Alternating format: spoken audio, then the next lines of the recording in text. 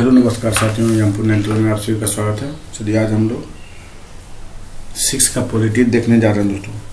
6 chapter का 6 का NCERT सामाजिक विज्ञान पॉलिटी क्लास 6 का दोस्तों।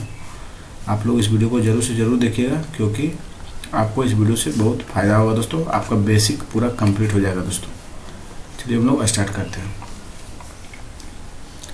देखिए क्या दिया है, विविधता की समझ दोस्तों। पहला चैप्टर है विविधता की समझ दोस्तों। लद्दाख जम्मू कश्मीर के पूर्व पहाड़ियों में बसा एक रेगिस्तानी इलाका है। कैसा इलाका है दोस्तों? रेगिस्तानी इलाका है। यहाँ पर बहुत ही कम खेती संभव है दोस्तों। यहाँ के लोग एक खास किस्म के बकरी पालते हैं। यहाँ के लोग जो है एक खास किस्म के बकरी पालते हैं जिससे पश्मीना ऊन मिलता है दोस्तों। लद्दाख को व्यापार के लिए एक अच्छा रास्ता माना गया क्योंकि यहाँ कई घाटियाँ हैं जिनसे गुजर कर मध्य एशिया के काफिले उस इलाके में पहुँचते थे जिसे आज तिब्बत कहते हैं दोस्तों। लद्दाख के रास्ते ही बौद्ध धर्म तिब्बत पहुँचा दोस्तों। लद्दाख के छोटे तिब्बत लद्दाख को क्या कहते हैं? छोटा तिब्बत लद्दाख को कहते हैं दोस्तों। करीब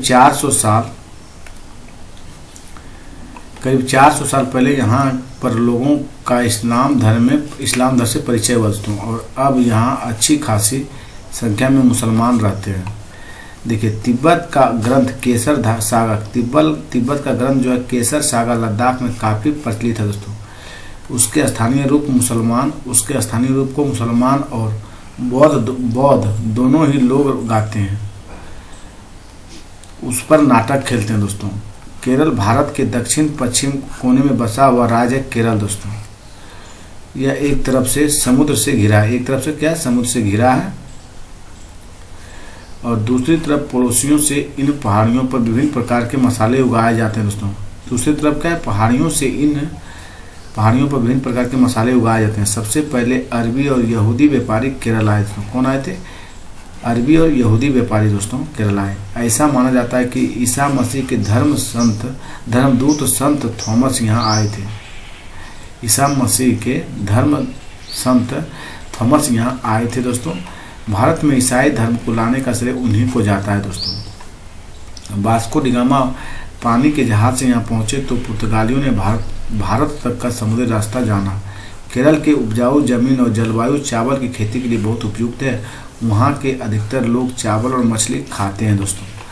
भारत की खोज किताब दोस्तों जवाहरलाल नेहरू ने लिखे थे। डिस्कवरी ऑफ इंडिया के लिखे थे। भारत की खोज किताब किसने लिखी थी? जवाहरलाल नेहरू दोस्तों। चलिए चैप्टर 2 विविधता का भेदभाव दिया गया चैप्टर 2 में दोस्तों। डॉक्टर बी आर अम्बेडकर 1891 से 1956 में भारतीय संविधान। डॉक्टर बी आर अम्बेडकर का जन्म दोस्तों 1891 में हुआ। मृत्यु उनका 1956 में हुआ। भारतीय संविधान के पिता एवं दलितों के सबसे बड़े नेता के रूप में जाना जाता है। उनका महार जाति यानी चमार जाति में जन्म हुआ दोस्तों जो अछूत मानी जाती है। विकलांग शब्द को बदलकर आज उनके लिए खास जरूरत वाले बच्चे कहा जाता है दोस्तों। दलित का मतलब होता है उन्हें दबाया गया या कुचला गया। दलित का मतलब क्या था? उन्हें दबाया गया या कुचला गया दोस्तों। चैप्टर नंबर 3 के दिया गया सरकार क्या है। क्लास 6 का एनसीईआरटी है दोस्तों पॉलिटी का।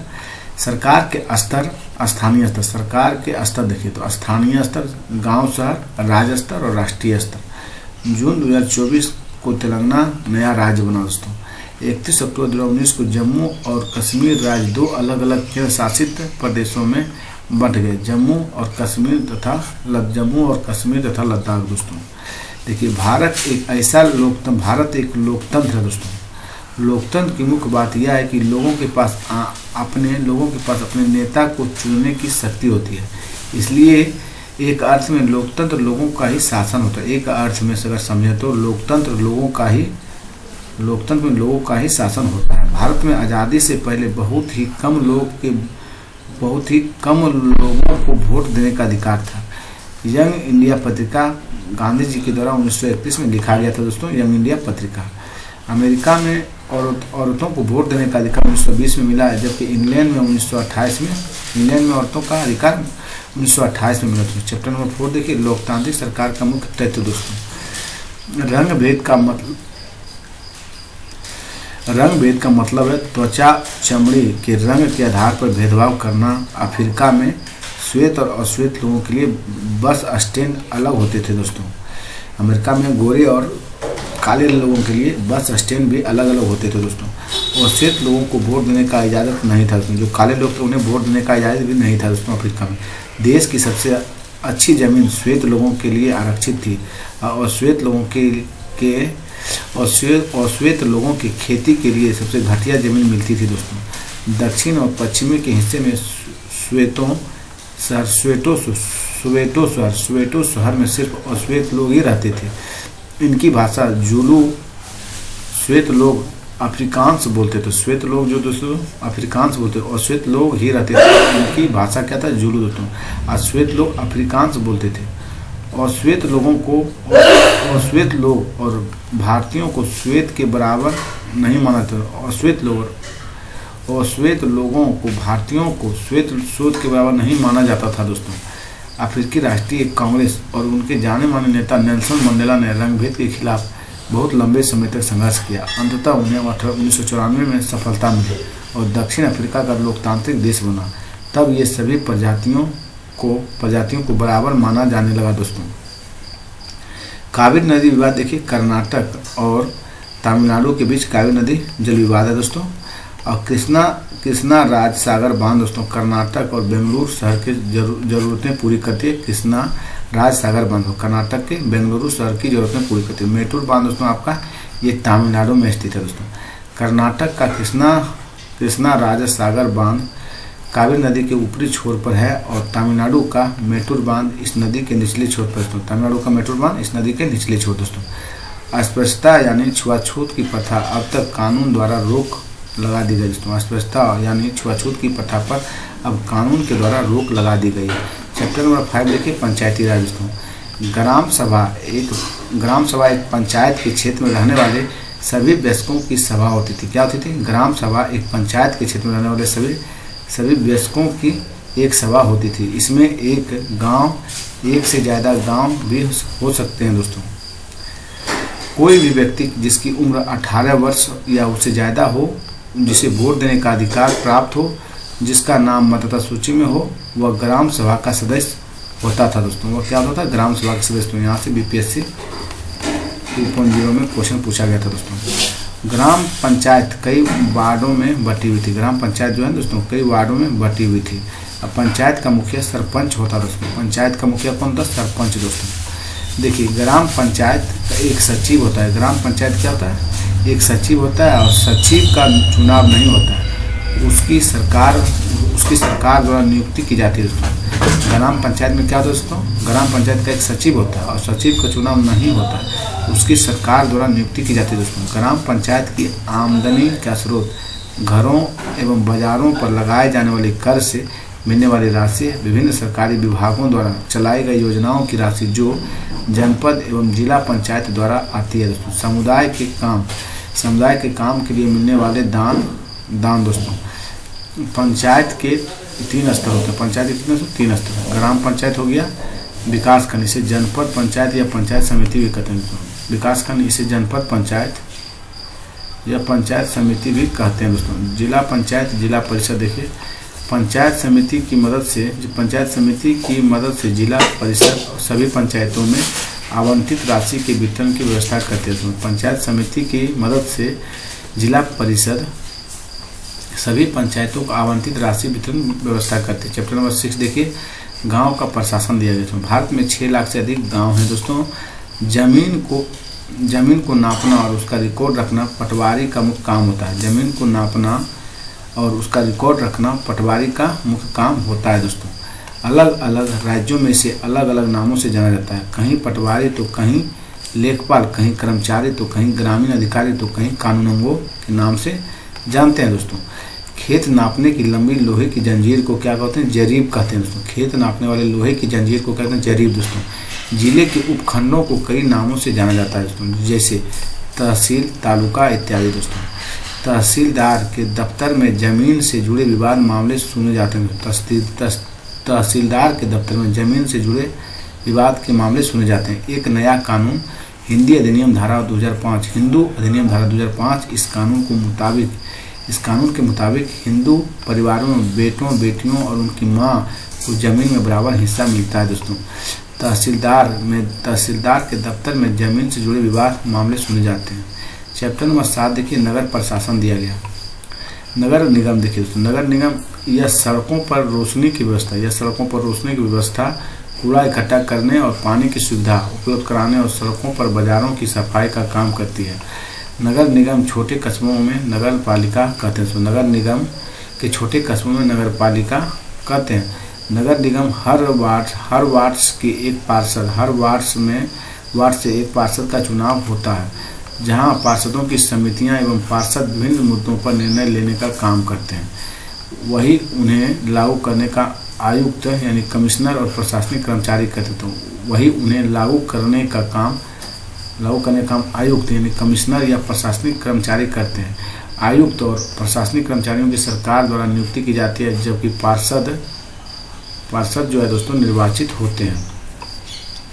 नगर निगम के पास जितना पैसा आता है उसे संपत्ति कर से केवल 25 से 30% पैसा ही आता है दोस्तों। 1994 में सूरत में भयंकर प्लेग फैला था दोस्तों। 1994 में सूरत में भयंकर प्लेग फैला था। प्लेग हवा के जरिए फैलता है। स्वच्छता भारत अभियान का शुभारंभ 2 अक्टूबर 2014 को किया गया था मोदी जी के द्वारा दोस्तों, स्वच्छ भारत अभियान का शुभारंभ। चलिए चैप्टर नंबर 8 देखिए, ग्रामीण क्षेत्र में आजीविका दोस्तों। कलपट्टू गांव तमिलनाडु में समुद्र तट के पास समुद्र तट के पास है दोस्तों। यहाँ मुख्यतः धान की खेती होती है। यह आम और नारियल के बहुत बाग है दोस्तों। यहाँ आम और नारियल के बहुत बाग हैं, जहाँ यहाँ कपास, गन्ना और केले भी उगाए जाते हैं दोस्तों। हमारे देश के ग्रामीण परिवारों में करीब 40% खेतिहर मजदूर हैं दोस्तों। चिजामी गांव नागालैंड के फेक जिले में इस गांव में रहने वाले लोग चखेसंग समुदाय के हैं दोस्तों, और वे सीढ़ीनुमा खेती करते हैं। पहाड़ी की ढलाऊ जमीन को छोटे छोटे सपाट टुकड़ों में बांटा जाता है और उस जमीन को सीढ़ियों के रूप में बदला जाता है। प्रत्येक सपाट टुकड़ों के किनारे को ऊपर उठा देते हैं जिससे पानी भरा रह पाए। कैटामैरन मछुआरों की खास तरीके की नाव है इसमें। कैटामैरन क्या है? मछुआरों खास तरह की नाव से। चैप्टर नंबर 9 देखिए, शहरी क्षेत्रों में आजीविका देखिए। भारत में 5000 से ज़्यादा शहर हैं, जहाँ 27 महानगर। भारत में 5000 से ज़्यादा शहर है दोस्तों, 27 महानगर है। जैसे चेन्नई, मुंबई, दिल्ली, कोलकाता जैसे प्रत्येक महानगर में 10 लाख से ज़्यादा लोग रहते हैं दोस्तों। हमारे देश में शहरी इलाकों में लगभग 1 करोड़ लोग फुटपाथ पर ठेला का सामान बेचते हैं। तो हमारे देश के शहरी इलाकों में लगभग 1 करोड़ लोग फुटपाथ पर ठेले पर सामान बेचते हैं दोस्तों। चलिए हम लोग 7th का एनसीईआरटी अब देखते हैं दोस्तों। आपका 6th का एनसीईआरटी कंप्लीट हो गया।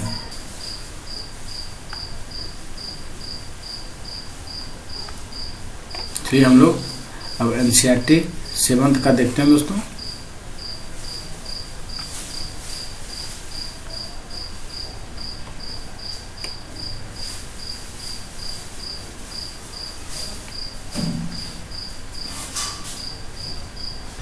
चलिए हम लोग दोस्तों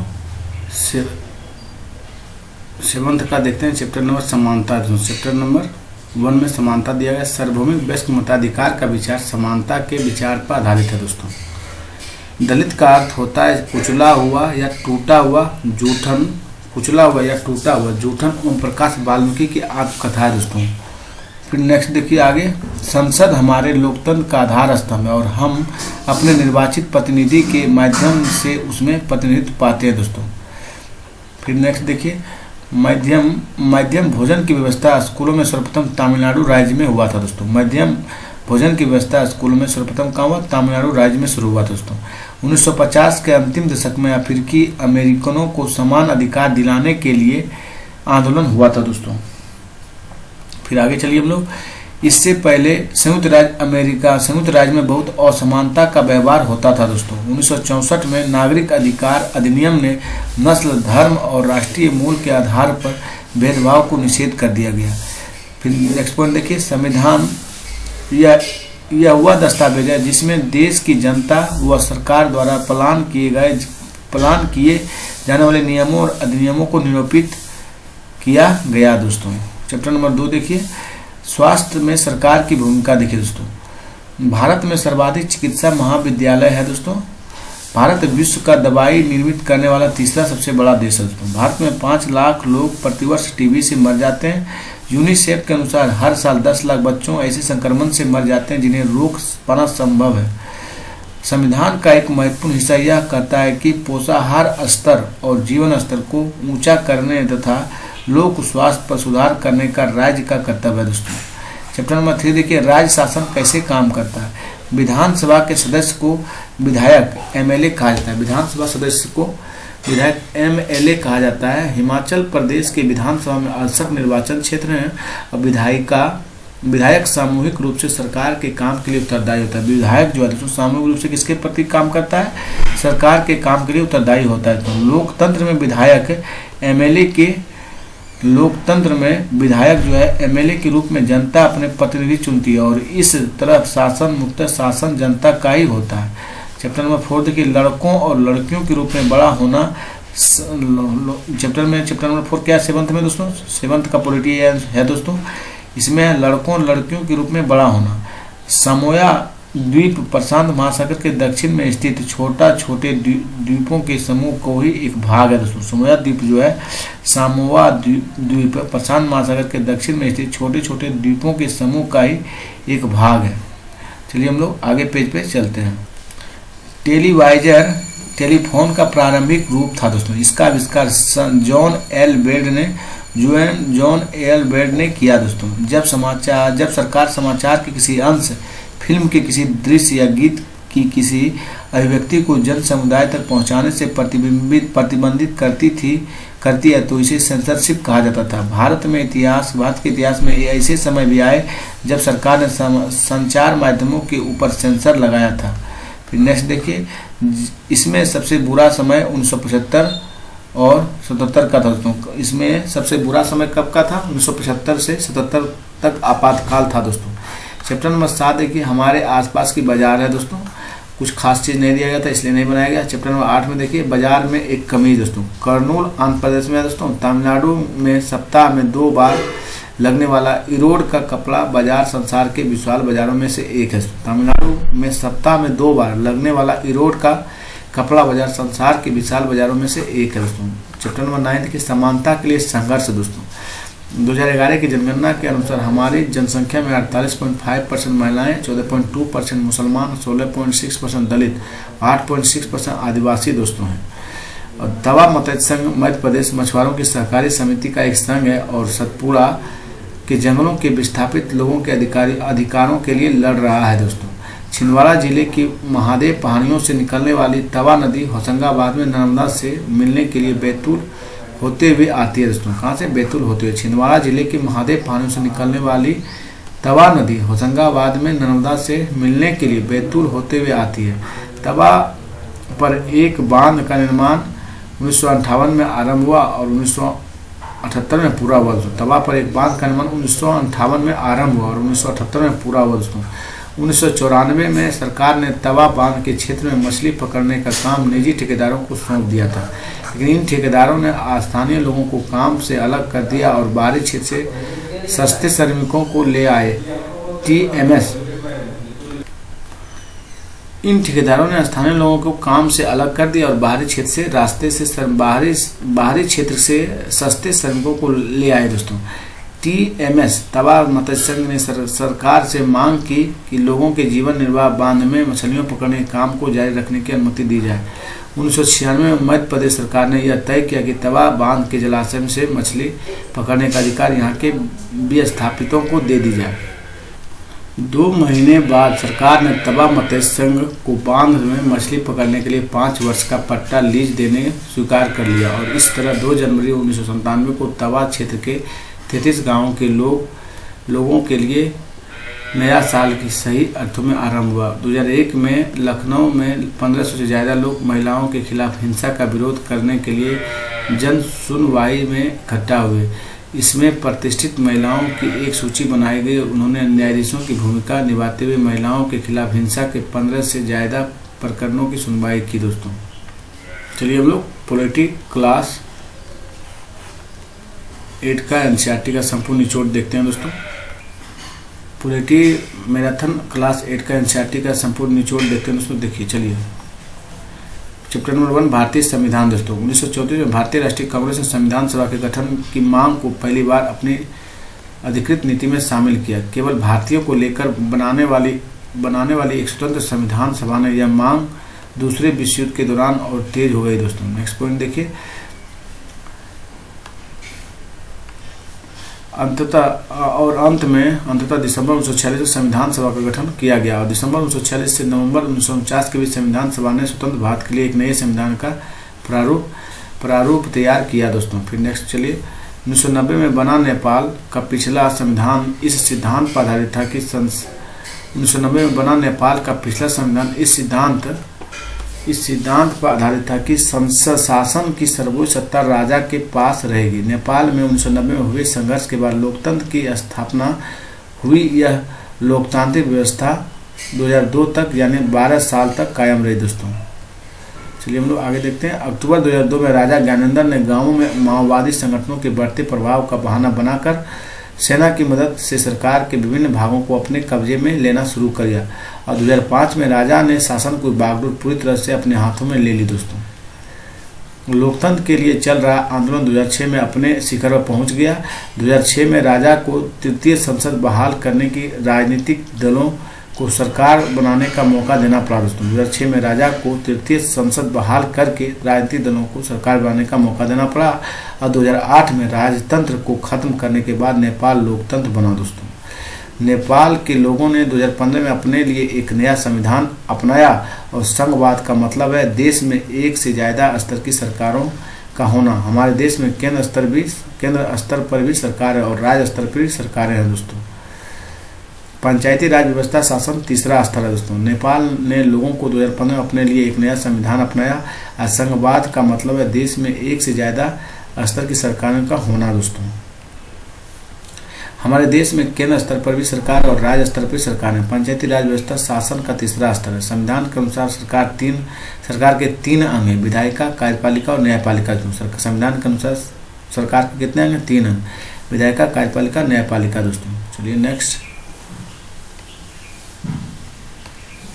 मौलिक अधिकारों वाला खंड भारतीय संविधान के अंतरात्मा कहलाता है। नीति निर्देशक तंत्रों का खंड इसलिए जोड़ा गया ताकि लोग ज़्यादा सामाजिक और आर्थिक सुधार लाए जा सके। नीति निर्देशक तंत्र का खंड इसलिए जोड़ा गया कि ताकि लोग ज़्यादा सामाजिक और आर्थिक सुधार लाए जा सके। नेक्स्ट देखिए, धर्मनिरपेक्षता दोस्तों। धर्मनिरपेक्ष राज्य वह होता है जिसमें राज्य अधिकृत रूप में किसी भी धर्म को राजकीय धर्म के रूप में बढ़ावा नहीं देता है। संविधान सभा की आखिरी बैठक 24 जनवरी 1950 को संप्रभु दोस्तों स्वतंत्र जनता। चैप्टर नंबर 2 देखिए, धर्मनिरपेक्षता की समझ दोस्तों। देश के किसी भी व्यक्ति को एक धर्म से निकालने और दूसरे धर्म को अपनाने की या धार्मिक उपदेशों की अलग ढंग से व्याख्या करने की स्वतंत्रता होती है। हिटलर ने जर्मनी में यहूदियों पर अत्याचार किए, वहाँ कई लाख लोगों को केवल धर्म के आधार पर मार दिया गया था दोस्तों। सऊदी अरब में गैर मुसलमानों को मंदिर या गिरजाघर बनाने की छूट नहीं है। धर्म को राज्य से अलग रखने की अवधारणा को धर्मनिरपेक्षता कहा जाता है। तो धर्म को राज्य से अलग रखने की अवधारणा को धर्मनिरपेक्षता कहा जाता है। मौलिक अधिकारों वाला खंड भारतीय संविधान के अंतरात्मा कहलाता है। मौलिक अधिकारों वाला खंड भारतीय संविधान में अंतरात्मा कहलाता है दोस्तों। अहस्तक्षेप नीति, इसका मतलब है कि सभी धर्मों की भावनाओं का सम्मान करने और धार्मिक क्रियाकलापों में दखल न देने के लिए राज्य कुछ खास धार्मिक समुदायों को कुछ विशेष छूट देता है। भारतीय संविधान धार्मिक समुदायों को अपने स्कूल और कॉलेज खोलने की अनुमति देता है दोस्तों। फरवरी 2004 में फ्रांस में एक कानून बनाया गया कि कोई भी विद्यार्थी इस्लामी बुर्का, यहूदी टोपी या बड़े बड़े ईसाई क्रॉस जैसे धार्मिक अथवा राजनीतिक चिन्हों को प्रतीकों को धारण करके स्कूल में नहीं आएगा। चैप्टर नंबर 3 देखिए, हमें संसद क्यों चाहिए। 15 अगस्त 1947 को आज़ाद हुआ भारत दोस्तों। 1885 में भारतीय राष्ट्रीय कांग्रेस ने मांग की कि विधायिका में निर्वाचित सदस्य होने चाहिए और उन्हें बजट पर चर्चा करने और प्रश्न करने का अधिकार मिलना चाहिए। फिर 1909 में बने गवर्नमेंट ऑफ इंडिया एक्ट ने कुछ हद तक निर्वाचित प्रतिनिधि की व्यवस्था की मंजूरी दे दी और 2004 में आम चुनावों में पहली बार पूरे देश में ईवीएम का इस्तेमाल किया गया दोस्तों। ईवीएम का इस्तेमाल कब किया गया? 2004 के चुनावों में दोस्तों। हमारा भारतीय संसद देश की सर्वोच्च कानून निर्मात्री संस्था है, जो इसके 2 सदन है, राज्यसभा और लोकसभा दोस्तों। राज्यसभा के कुल 245 सदस्य होते हैं। देश के उपराष्ट्रपति राज्यसभा के उपसभापति होते हैं। देश के उपराष्ट्रपति राज्यसभा के सभापति होते हैं। लोकसभा में कुल 545 सदस्य होते हैं। इसकी अध्यक्षता लोकसभा अध्यक्ष करते हैं। भारत का प्रधानमंत्री लोकसभा के सत्ताधारी दल का मुखिया होता है। भारत का जो प्रधानमंत्री होता है लोकसभा में सत्ताधारी दल की मुखिया होता है। प्रधानमंत्री अपने दल के संसदों में से मंत्रियों का चुनाव करता है। प्रधानमंत्री अपने दल के संसदों में से मंत्रियों का चुनाव करता है, जो प्रधानमंत्री के साथ मिलकर फैसलों को लागू करते हैं। केंद्रीय सचिवालय में 2 मुख्य इमारतें हैं दोस्तों। पहली है साउथ ब्लॉक, जिसमें प्रधानमंत्री कार्यालय और रक्षा और विदेश मंत्रालय के दफ्तर, रक्षा मंत्रालय और विदेश मंत्रालय के दफ्तर हैं दोस्तों। चलिए, दूसरी नॉर्थ ब्लॉक में, जिसमें वित्त मंत्रालय, दूसरी नॉर्थ ब्लॉक में जिसमें वित्त मंत्रालय और गृह मंत्रालय है। केंद्र सरकार के अन्य मंत्रालय नई दिल्ली के विभिन्न इमारतों में स्थित हैं। केंद्र सरकार के अन्य मंत्रालय तो नई दिल्ली के विभिन्न इमारतों में स्थित हैं। जब संसद का सत्र चल रहा होता है तो उसमें सबसे पहले प्रश्नकाल होता है। तो जब संसद का सत्र चल रहा होता है तो उसमें सबसे पहले कौन होता है? प्रश्नकाल होता है दोस्तों। पहले लोकसभा का चुनाव 1951-52 में 61.6% मतदान हुआ। तो पहले लोकसभा चुनाव में वर्ष 1951 से 52 के बीच में 61.6% मतदान हुआ दोस्तों। सब संसद में 60 साल पहले संसद में सिर्फ 4% महिला थी। आज भी उनकी संख्या 11% जरा सी ऊपर पहुंच पाई है दोस्तों। नेक्स्ट देखिए, चलिए हम लोग चैप्टर नंबर 4 देखते हैं। कानून की समझ देखिए। हमारा कानून धर्म, जाति और लिंग के आधार पर लोगों के बीच कोई भी भेदभाव नहीं करता है। तो कानून के शासन का मतलब है कि सभी कानून देश के सभी नागरिकों के समान रूप में लागू होता है। भारतीयों विरोध के बावजूद 10 मार्च 1919 को रोलेट एक्ट को लागू किया गया। 13 अप्रैल 1919 को जलियांवाला बाग घटना हुई और 1870 का राजद्रोह एक्ट अंग्रेजी शासन के मनमानेपन की मिसाल था दोस्तों। 1870 का राजद्रोह एक्ट जो है अंग्रेजी शासन के मनमानेपन की मिसाल था। नेक्स्ट देखिए, न्यायपालिका चैप्टर नंबर 5 है, 8वां क्लास का एनसीईआरटी है दोस्तों, पॉलिटी का। भारत का सर्वोच्च न्यायालय की इसकी स्थापना 26 जनवरी 1950 को हो गई थी। उसी दिन हमारे देश गणतंत्र बना और अपने पूर्ववर्ती फेडरल कोर्ट ऑफ इंडिया, अपने पूर्ववर्ती संस्था कौन था दोस्तों? फेडरल कोर्ट ऑफ इंडिया 1937 से 49 की भांति यह न्यायालय भी पहले संसद भवन के भीतर चैम्बर ऑफ प्रिंसेस में हुआ करता दोस्तों। यह न्यायालय कहाँ हुआ करता था? संसद भवन के भीतर दोस्तों, चैम्बर ऑफ प्रिंसेस में हुआ करता था। नेक्स्ट देखिए, इसे 1958 में नई इमारत में हस्तांतरित किया गया। इसे 1958 में नई इमारत में हस्तांतरित किया गया था। संविधान के अनुच्छेद 21 में प्रत्येक नागरिक को जीवन का मौलिक अधिकार दिया गया दोस्तों। भारत संविधान के अनुच्छेद 21 में प्रत्येक नागरिक को जीवन का मौलिक अधिकार दिया गया। हमारे देश में 3 अलग अलग तरीके की अदालतें होती है। एक अधीनस्थ न्यायालय, जिला अदालत और उच्च न्यायालय और सर्वोच्च न्यायालय दोस्तों। 3 तरह के न्यायालय कौन कौन होती है? अधीनस्थ न्यायालय या जिला न्यायालय दोस्तों, या उच्च न्यायालय या सर्वोच्च न्यायालय दोस्तों। चलिए देखते हैं आगे। देश के मुख्य न्यायाधीश सर्वोच्च न्यायालय के मुखिया होते हैं। देश के मुख्य न्यायाधीश क्या होते हैं? सर्वोच्च न्यायालय के मुखिया होते हैं। उच्च न्यायालय की स्थापना सबसे पहले 1862 में कलकत्ता, बम्बई और मद्रास में की गई। ये तीनों प्रेसिडेंसी शहर थे दोस्तों। आज देश भर में 25 उच्च न्यायालय हैं। पंजाब और हरियाणा का एक साझा उच्च न्यायालय चंडीगढ़ में है दोस्तों। पंजाब और हरियाणा का एक साझा उच्च न्यायालय कहाँ पे है? चंडीगढ़ दोस्तों। देखिए 4 पूर्वोत्तर राज्य में 4 हैं दोस्तों। असम, नागालैंड, मिजोरम और अरुणाचल प्रदेश के लिए गुवाहाटी में ही एक ही उच्च न्यायालय है दोस्तों। कौन कौन राज्य में? असम, नागालैंड, मिजोरम और अरुणाचल प्रदेश दोस्तों। चलिए 1 जनवरी 2019 से आंध्र प्रदेश यानी अमरावती और तेलंगाना, हैदराबाद में अलग अलग उच्च न्यायालय हैं। भारत में हमारे पास एकीकृत न्यायिक व्यवस्था है दोस्तों। इसका मतलब यह है कि ऊपरी अदालतों के फैसले नीचे की सारी अदालतों में मानने पड़ते हैं। ऊपरी अदालत के फैसले जो है नीचे की सारी अदालतों में मानने पड़ते हैं। 1980 के दशक में सर्वोच्च न्यायालय ने जनहित याचिका PIL की व्यवस्था विकसित की थी दोस्तों। 1980 के दशक में सर्वोच्च न्यायालय ने जनहित याचिका PIL की व्यवस्था विकसित की थी। यही याचिका उच्च न्यायालय या सर्वोच्च न्यायालय में दाखिल की जा सकती है। अदालत ने ही संविधान के अनुच्छेद 21 की व्याख्या करने के बाद यह कहा था कि जीवन के अधिकार में भोजन का अधिकार भी शामिल होता है दोस्तों। आगे चलिए हम लोग चैप्टर नंबर 6 देखते हैं। हमारी आपराधिक न्यायिक प्रणाली दोस्तों। चैप्टर नंबर 6 में क्या है, हमारी आपराधिक न्यायिक प्रणाली चैप्टर नंबर 6 है। चलिए देखते हैं। संविधान के अनुच्छेद 22 के अनुसार प्रत्येक व्यक्ति को एक वकील के जरिए अपना बचाव करने का मौलिक अधिकार प्राप्त है। संविधान के अनुच्छेद 39 के ए में ऐसे नागरिकों को वकील मुहैया कराने की जिम्मेदारी राज्य के ऊपर सौंपी गई। दोस्तों चलिए देखते हैं। सुभाष कुमार बनाम बिहार राज्य 1991 में मुकदमे में सर्वोच्च न्यायालय ने कहा कि जीवन का अधिकार संविधान के अनुच्छेद 21 के तहत एक मौलिक अधिकार है और इसमें प्रदूषण मुक्त हवा पानी का अधिकार भी शामिल है। दोस्तों देखिए, भोपाल गैस त्रासदी 2 से 3 दिसंबर 1984 मिक मतलब शॉर्ट है दोस्तों, मिसाइल आइसोसाइनाइड, इस घटना में लगभग 8000 लोग मारे गए। दोस्तों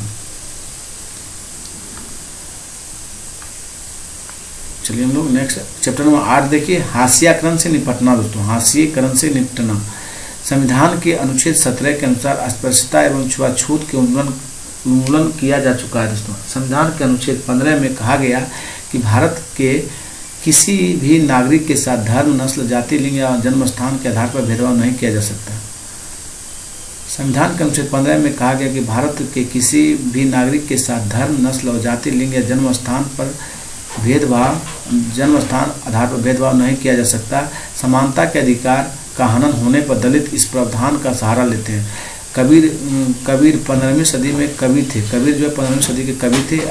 पेशे से बुनकर कबीर भक्ति परंपरा से जुड़े थे। दोस्तों अनुसूचित जाति अनुसूचित जनजाति अत्याचार निवारण अधिनियम 1989। दोस्तों यह कानून 1989 में दलितों तथा अन्य समुदायों की मांगों के जवाब में बनाया गया था।